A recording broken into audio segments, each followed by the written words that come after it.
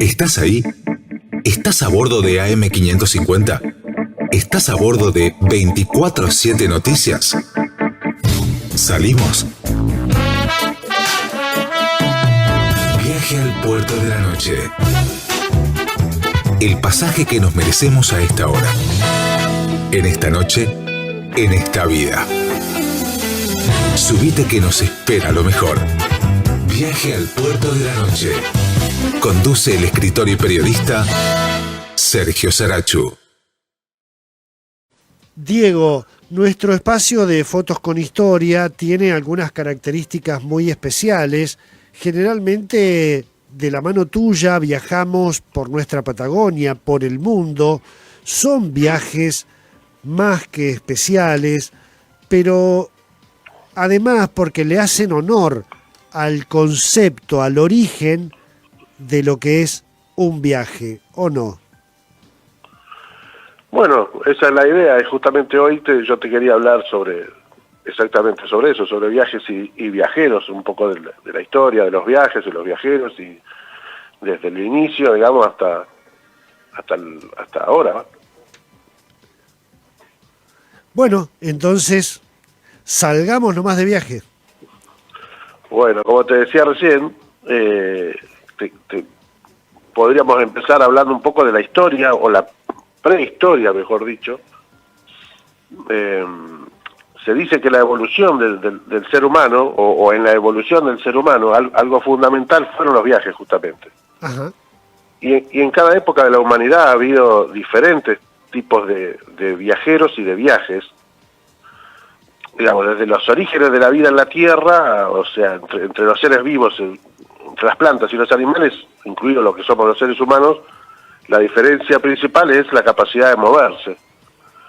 Y yo, si bien no soy amante de la filosofía, leí una vez a un filósofo que se llama Jorge Santayana, o Santayana, algo así, que decía algo así como que pensar sentados adormece la mente y pensar caminando te hace despierto. Lo cual avala un poco esta teoría de la evolución del reino animal y sobre todo de los humanos al movernos, al viajar.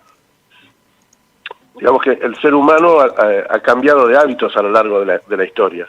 En un principio fue nómade, principalmente por la búsqueda de alimentos y casi como un animal más, y después se fue haciendo cada vez más sedentario a partir de, digamos, en los últimos, no sé, 8 o 10 mil años, cuando aprende a cultivar la tierra, a domesticar animales, y bueno, así nace la agricultura, la ganadería, y ya el hombre se hace más sedentario. Más allá de que hoy existen todavía pueblos nómades, ¿no? En Mongolia sobre todo, en Rusia, en África, en algunos otros lados. Yo a veces pienso que me hubiese encantado vivir en esa época, ¿no? De viaje constante, donde esos pueblos, en cierta manera, iban descubriendo día a día el planeta, ¿no? Sin tener idea de lo que les deparaba el día siguiente o los meses siguientes.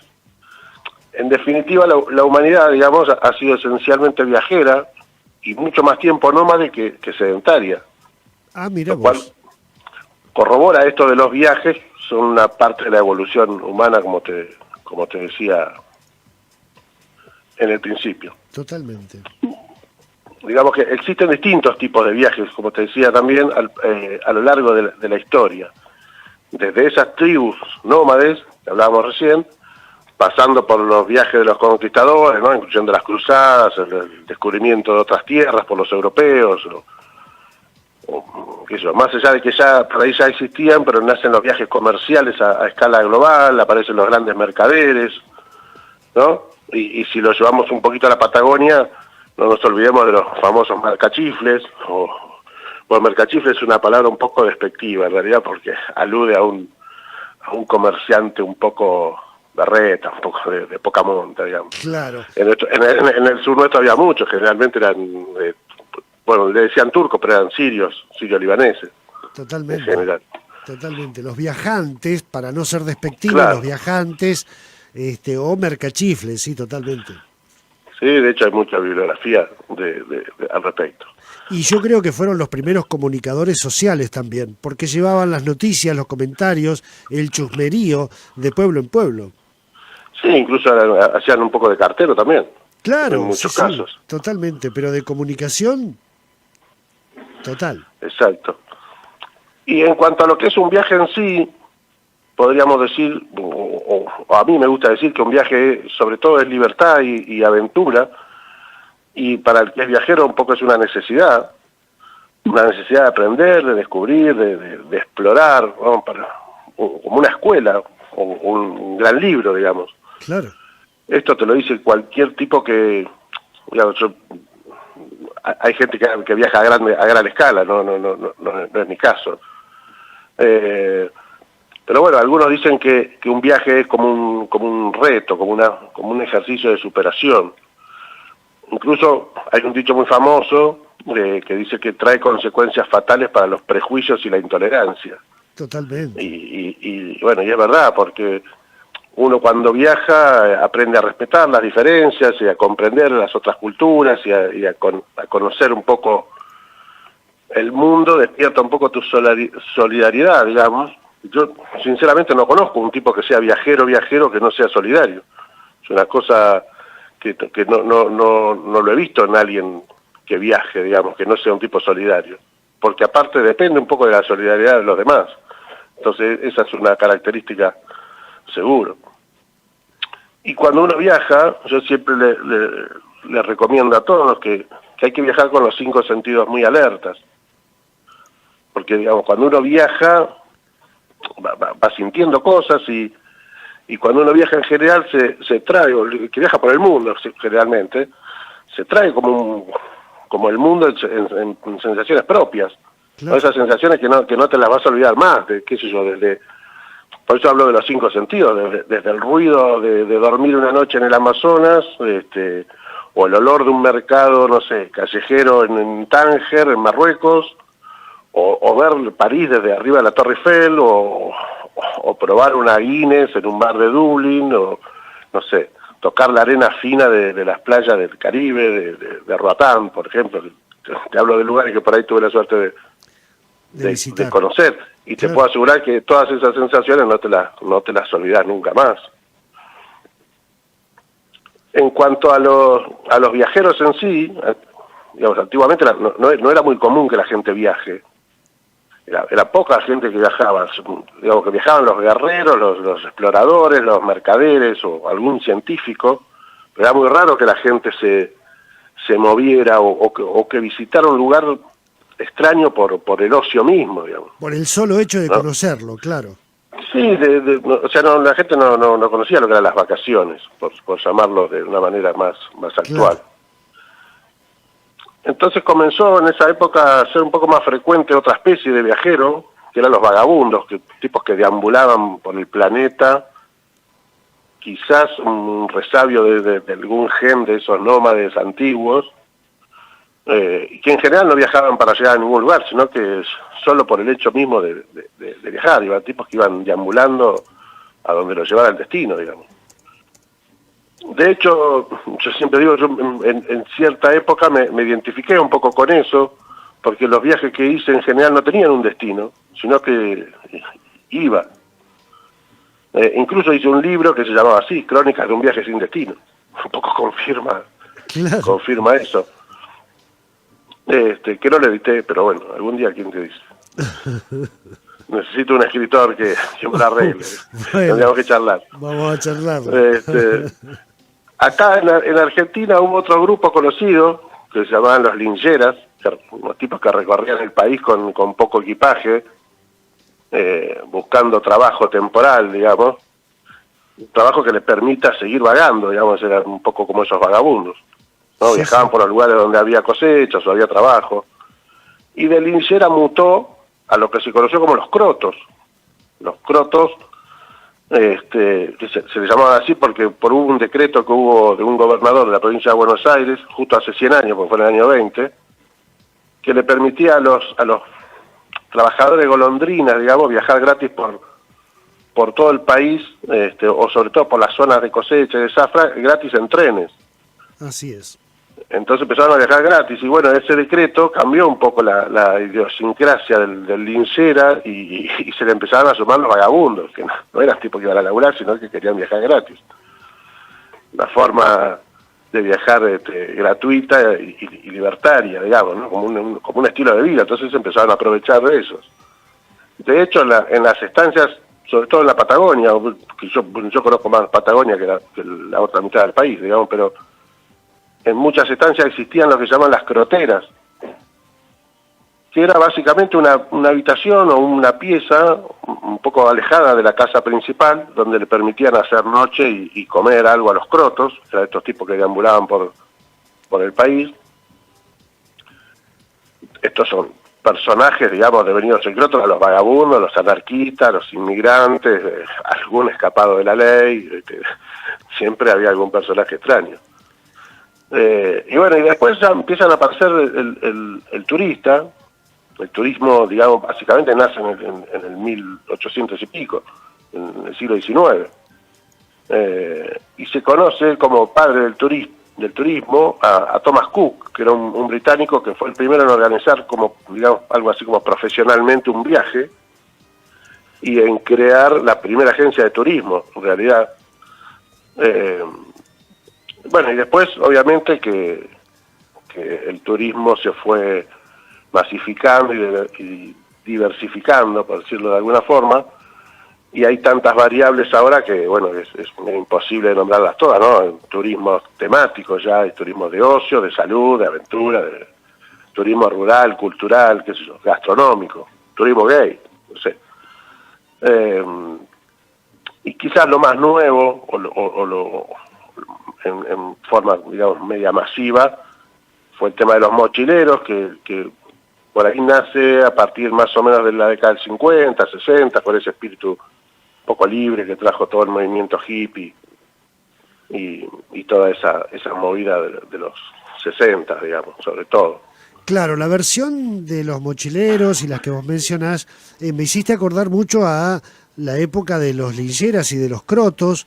Yo recuerdo haber conocido crotos en el campo de la provincia de Buenos Aires, algunos que ya eran habitués y que recorrían de campo en campo, de estancia en estancia, tenían su lugar, hacían alguna colaboración en el trabajo, pero básicamente, Diego, encerraban el misterio y la atracción de el contador de historias, porque más allá de que pudo haber algún vago y algún otro personaje, digamos, pero básicamente tenían a su alrededor como un halo de misterio para contar historias. Y yo recuerdo en muchos campos de la provincia de Buenos Aires cómo alrededor del mate o del asado, en la crotera, se acercaban los peones para charlar de historias y de leyendas y de mitos alrededor del croto. Bueno, claro, digamos que era la forma de ver el mundo. Claro. Por experiencia propia de alguna persona, porque al no existir medios de comunicación, básicamente el mundo te lo tenía que contar alguien. Entonces, ¿quién mejor que uno que andaba girando por ahí? Totalmente. Imagínate lo que mentirían también. Sí, claro. Bueno, es que justamente los mitos y leyendas daban lugar, Diego, a que se generara ese ambiente, digamos, de agrandar un poquito más la realidad. Bueno, como cualquier pescador, tampoco hay que ceñirse tanto a la realidad. No. Y seguramente mucho de verdad también tendría. Yo creo que muchos crotos iban midiendo la atención, donde veían que decaía la atención de los oyentes, claro, que eran los peones. Iba con el minuto a minuto. Le agrandaban la historia y entonces... Pero bueno, así también se fue construyendo la historia oral de nuestros pueblos, Diego, a través de el relato de los viajeros y de las viajeras, ¿o no? Exactamente, claro. Y digamos que más allá de que los crotos casi no existen más, ¿no? O las lincheras básicamente son tipos que por ahí están solamente en la ciudad, porque es la forma de sobrevivir actualmente de ese tipo de personajes. Pero más allá, digamos, siguiendo con el tema turismo, más allá de que el auge del turismo, digamos, el viajero sigue existiendo. Yo digo que como que sigue dando batalla, de alguna forma, porque la verdad que no es lo mismo un turista que un viajero. Hay grandes diferencias y que no tienen que ver con el presupuesto ni con usar una mochila o una valija, ¿no? Eso por ahí algo más, ¿cómo te diría?, intangible. Para mí la diferencia principal es en la manera de vivir el destino entre uno y otro. Tampoco hay que pensar que, y esto lo quiero recalcar, que es mejor ser un viajero que un turista o viceversa. No, pero sí marcar las diferencias, claro.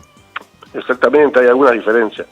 Yo, a ver, sinceramente me considero un tipo viajero de alma, pero la verdad es que fui turista mayormente o infinidad de veces. Incluso te diría que yo soy turista cuando estoy acompañado, sobre todo en familia, y me convierto más en un viajero cuando voy solo, ¿no? Para mí el verdadero viajero es básicamente solitario, viaja solo. Es muy difícil viajar con alguien. Irse de vacaciones es más fácil. Totalmente. Y una gran diferencia es el tiempo, ¿no? El viaje suele ser mucho más largo que unas buenas vacaciones, siempre limitadas por obligaciones cotidianas, ¿no? El viajero por ahí debe sacrificar esas cuestiones, dejar amigos, perder un buen trabajo, son cosas que a veces incluso al viajero le duele ese tipo de cuestiones, pero bueno, es parte de esa movida. Digamos que el viajero y el turista se conectan de alguna manera con el mundo de una manera diferente, por actitud y también, como te decía, por el tiempo disponible. Por eso interactúan diferente con los sitios y con los lugareños que están visitando. Un turista es un tipo más, un observador pasivo, por decirlo de alguna forma, porque tiene poco tiempo. Entonces exprime ese tiempo siendo muy organizado y por eso trata de conocer los lugares turísticos. Realmente la información que se lleva la consigue de una guía o de un folleto o ahora de Google. En cambio el viajero, al tener más tiempo, se involucra un poco más con el lugar y se informa interactuando directamente con la gente del lugar o charlando, conviviendo o no sé, trabajando temporalmente. Hay mucha gente que viaja haciendo pequeños trabajos, o sea, compartiendo un poco la realidad cotidiana, integrándose un poco en esa sociedad. Y por eso muchas veces ni siquiera visita los lugares de mayor interés turístico. Claro. Por darte un ejemplo, hoy, no sé, la realidad de Roma no es el Coliseo. No, si alguien quiere conocer la idiosincrasia de los romanos actuales, difícilmente lo logre pasando por la Fontana di Trevi, ¿no? Que va a encontrar un grupo cosmopolita de gente que difícilmente encuentra un romano. Para conocer un argentino hoy, yo aconsejaría, en vez de ir al Cabildo, ir a ver cómo River le gana a Boca en el Monumental, por darte un ejemplo. Sencillo el ejemplo. No, una cosa bastante normal ahora. Digamos que al viajero, que me perdonen mis amigos boteros, pero bueno, les encanta seguir su instinto y buscan lugares o caminos alternativos, ¿no? Van esquivando ese turismo masivo que te decía recién. Y incluso se disfruta, o por lo menos a mí me sucede a mí, yo disfruto más de a veces de perderme, porque es donde los imprevistos, digamos, te van a suceder y esas son las cosas que enriquecen más un viaje. El turista no puede darse el lujo de perderse ni un minuto, porque donde se pierde tiempo tiene que tachar alguna de las atracciones que iba a visitar. Claro. Claro, es que todo está muy prefijado en un turista cuando hemos viajado, porque tenemos poco tiempo, ya tenemos el destino establecido y más o menos cada día lo que vamos a hacer. En cambio, cuando uno sale de viaje como viajero para disfrutar, ni el destino ni las horas cuentan. Claro, por eso incluso un viajero hace dedo, por ejemplo, ¿no? Que un turista no hace dedo, o utiliza el transporte local y no anda en el bus del City Tour, por decir alguna cosa. Claro. Y esto porque básicamente también la diferencia es esa, que un viajero viaja para ver la realidad de la vida del lugar y no tanto los atractivos turísticos, que también los ve, por supuesto. No sé, por ejemplo, en Ushuaia el turista va a hacer la excursión del trencito del fin del mundo. Y yo fui un montón de veces y no lo hice, no me parece algo significativo de lo que hoy es Ushuaia. preferí ir a ver a los marisqueros de Puerto Almanza. Esto lo hablo sin ningún ego, ni ninguna... Ni hacerme nada. Digo, son formas de ver lo que hoy es Ushuaia desde otro punto de vista. Totalmente. Sí, sí. Para el turista, digamos, un viaje es un acontecimiento puntual, ¿no? Que no modifica el día a día de la persona. En cambio, para un viajero, el viaje es parte de su vida. Incluso el turista organiza el viaje según la vida que lleva, y el viajero organiza su vida en torno a los viajes. Claro, es al revés. Claro, totalmente. ¿No? Más allá de que, ojo, al turista también le gusta el viaje exótico, ¿no? Hay mucha gente que viaja a lugares exóticos como turista. Eso de sentir, ¿no?, que uno está viviendo como un choque cultural, por llamarlo de alguna forma, ¿no? Y el que es viajero, que ha ido muchas veces a ver muchas cosas, entiende que en realidad ese choque cultural es un poco un mito, porque en realidad no existe tal cosa. En cualquier lugar del planeta la gente podrá tener diferencias, digamos, religiosas, sociales, políticas, comer o vestirse distinto, pero los valores son los mismos en todos lados, ¿no? La gente lo que quiere es vivir tranquilo, vivir feliz, vivir en paz, tienen hijos, aman a sus hijos, su trabajo, tienen amigos, tienen mascotas, ama la música, la naturaleza. La gente es feliz con las cosas más simples, ¿no? Sí, sí. Porque las cosas simples son las que tienen real valor, dice mi primo Hernán Larrazábal en una canción, era un músico bahiense, que ya te hablé de él algún día. Lo vamos a tener. Me gustaría que lo llames. ¿Cómo no? Y esas cosas simples, digamos, suceden en tu barrio o en Oiñacón, que es la aldea más fría de Siberia, a 70 grados bajo cero. Esas cosas pasan en todos lados, digamos. Digamos que en cuanto a esto me refiero a que la diferencia es que el turista se fascina por ahí con las atracciones turísticas y el viajero se maravilla con ver que en realidad los seres humanos son iguales en todos lados. Totalmente. Y seguramente, Diego, vos tendrás, como tenemos aquí el otro grupo de fotografías, lo que son algunos viajeros muy conocidos tuyos, ¿no? No sé si pasamos ya a ese bloque. Sí, déjame nombrarte, antes que pasar a eso, hay extremos también. Y no me refiero a viajeros extremos, sino que están los otros extremos. Hay gente que no le gusta viajar, que está perfecto. Claro. Y también el caso extremo ese sería la persona que sufre agorafobia, ¿no?, que es el miedo a los espacios abiertos, o que le impide incluso salir de la casa. De hecho, he conocido gente así. El otro extremo es el que sufre se llama dromomanía, que es una obsesión por ir de un lugar al otro, y incluso se lo conoce como un estado psicológico, donde la persona no puede dejar de caminar y viaja en grandes distancias, incluso sin ser consciente. Se ha encontrado gente que ha viajado y no sabía que estaba viajando él. O sea, es un no sé si un síndrome, un trastorno, una cosa psicológica bastante extraña, pero que se ha dado un montón de veces. Incluso hay otro grupo que se llama, o que sufre el llamado síndrome del viajero eterno, que lo padecen personas que no se sienten bien en ningún lugar, básicamente, que tienen que estar constantemente moviéndose de ciudades o países, digamos, como que siente que no pertenece a ningún lugar, y al fin y al cabo, se convierte en eso de no soy de aquí ni soy de allá, ¿no? Una especie de Facundo Cabral, si se quiere, más allá de que Facundo tenía una filosofía propia y única, sí, sí, bastante particular. Esto le sucede que incluso al volver, como idealizaron mucho el lugar de donde salieron, se llama un choque cultural inverso, ¿no? Porque como que al volver tampoco encuentran lo que habían dejado, porque seguramente cambió y cambió él también. Es una angustia, digamos, que no me gustaría sufrir mucho. No, claro. En cuanto a los viajeros conocidos que decías vos, que te nombre, y amigos, yo te di algunas fotos. Obviamente que como viajar es una pasión para mí, yo me he involucrado con el tema y sigo páginas y compro libros y voy siguiendo a ciertos viajeros, y muchos de ellos los he conocido. El primer gran viajero que conocí era un canadiense, Bernard Cloutier, que era un tipo grande, un ingeniero en petróleo, una de las personas más cultas que yo conocí en mi vida. Había recorrido 214 países. Incluso hoy no hay 214 países. O sea, hay algunos que ya no existen más, de hecho. Incluso tenía la página de viajes más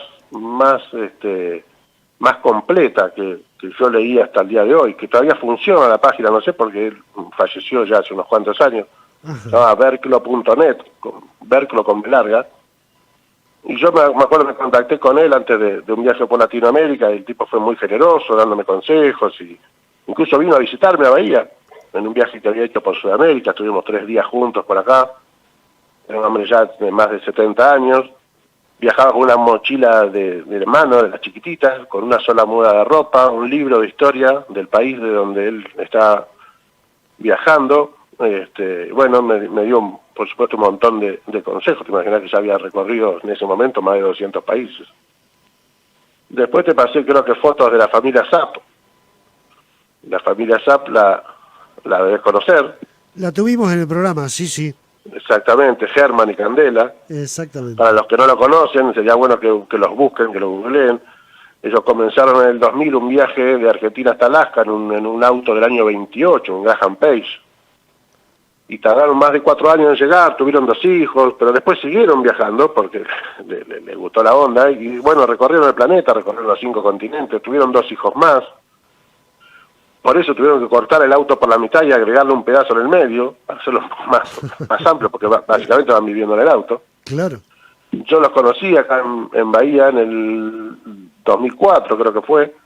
Incluso le cuidé a los nenes mientras ellos vendían en el shopping cientos de libros del primer libro. Bueno, creo que fue el único libro que hicieron, se llama Atrapa tus sueños. Sin dudas es el mejor libro de viajes que yo he leído hasta hoy. Después te pasé, de hecho tengo acá un machete, a Jean Beliveau, un tipo increíble, también era de Canadá, y el tipo un día sorprendió a su mujer diciéndole que en 15 días iba a salir a caminar por los 5 continentes, que de hecho lo hizo y tardó 12 años caminando, y viajaba a pie, empujando un carrito, donde llevaba sus cosas, tipo el loco de la carretilla, el vasco de la carretilla. Sí. Y no permitía que nadie lo lleve, solamente tomaba aviones para cruzar los océanos o lugares así. Y bueno, tiene una página también increíble con un montón de fotos. Después sigue en mi lista que tengo acá, los Rodando Ando. Los Rodando Ando, que yo los conocí acá en Bahía y seguramente alguno de ellos lo debe estar mirando. Ellos vendieron su casa, vendieron todo en realidad y salieron con, una familia con 4 hijos también, y tenían un lema que era recorrer el mundo en 80 meses. Pasaron por Bahía hace como unos 7, 8 años atrás, incluso se estacionaron en un tremendo motorhome que habían construido. Iban concientizando sobre la forestación, el calentamiento global, y bueno, yo estuve en contacto con ellos, son muy buena gente. Le mando un saludo a Silvio y a su familia, seguramente nos van a estar mirando. Después, otro viajero increíble es Juan Pablo Villarino, que se hace llamar el acróbata del camino. Yo no lo conozco personalmente, aunque la verdad me gustaría. Es un chico de Mar del Plata, un chico grande, que viaja a dedo por el mundo hace más de 15 años con un presupuesto de $5 por día, y fue elegido por la revista del New York Times de Nueva York, Estados Unidos, como el mochilero o el mejor mochilero del mundo. Un título bastante extraño, pero bueno, dado por una revista del prestigio del New York Times. Claro. ¿No? Que incluso hizo un libro que se llama Vagabundeando en el Eje del Mal, donde él relata un viaje a dedo por Irán, Irak y Afganistán, que la verdad para mí es como una joya de la literatura de viajes, sin dudas, o por lo menos de los libros actuales. Ese libro se lo recomiendo también al que le gusta leer sobre viajes y viajeros. También está su novia, Laura Lazarino, o era su novia, no sé si es la novia, que tenía un blog que se llama Los Viajes de Nena, que fue elegido el mejor blog de viajes. Viajan juntos desde hace varios años con Juan Pablo. También escribe muy bien. Y después hay otro personaje que se llama Emilio Scotto, que es el denominado rey de la carretera. Este estaba más loco que ninguno. Arrancó en el año 85 y hizo una de las travesías más grandes de la historia. Dio 2 vueltas al mundo en moto. Incluso Aldrin, ¿no?, el segundo hombre en pisar en la luna, dijo que el viaje de Scotto había sido uno de los más fantásticos hechos por algún ser humano. Mirá quién lo decía, claro. Sí, claro, justamente, el valor que tenía, ¿no? Creo Claro. que son bastante amigos después de eso, o antes quizás. Recorrió, bueno, todos los países que existían durante 10 años en una moto. Incluso tiene el récord Guinness el recorrido más largo en motocicleta, hizo como más de 700.000 kilómetros. Incluso, bueno, en varias publicaciones lo consideran uno de los viajeros más importantes de la historia. Digamos, lo comparan con tipos como Colón, como Magallanes, como Marco Polo, como a nivel de ese tipo de viajeros. Mirá vos.